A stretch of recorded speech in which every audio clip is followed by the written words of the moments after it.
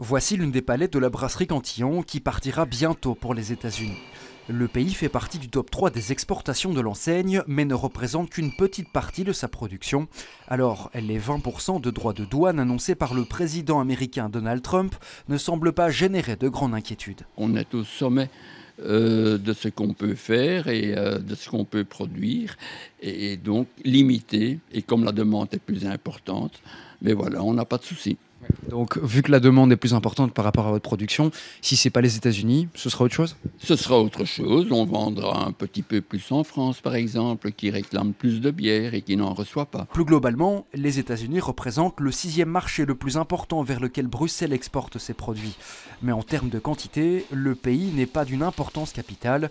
Les entreprises bruxelloises se concentrent davantage vers les pays de l'Union européenne. Le tissu entrepreneurial bruxellois est composé vraiment en écrasante majorité de petites et moyennes entreprises. Et donc celles-ci, effectivement, quand elles se tournent vers nous pour commencer à exporter vers le reste du monde, nous leur conseillons de plutôt commencer par des marchés proches de chez nous. Deux secteurs bruxellois se tournent particulièrement vers les États-Unis. Le transport, représenté majoritairement par les voitures d'Audi Brussels, dont l'usine à Forêt vient de fermer.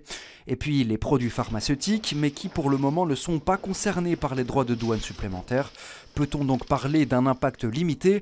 Encore trop tôt pour se prononcer. Nous sommes vraiment quelques heures après l'annonce des mesures, donc je ne m'avancerai pas sur le côté modéré ou l'impact fort, puisque les conséquences à court, moyen, long terme sont encore difficiles à mesurer, et que effectivement nous encourageons la diversification des débouchés auprès de nos entreprises, mais il est tout à fait possible que les États-Unis soient un marché primordial pour certaines d'entre elles. Reste à savoir quelle sera la réponse de l'Union européenne. Pour le moment, les 27 se disent ouverts au dialogue, mais pourraient aussi appliquer de nouvelles taxes sur les produits américains en retour.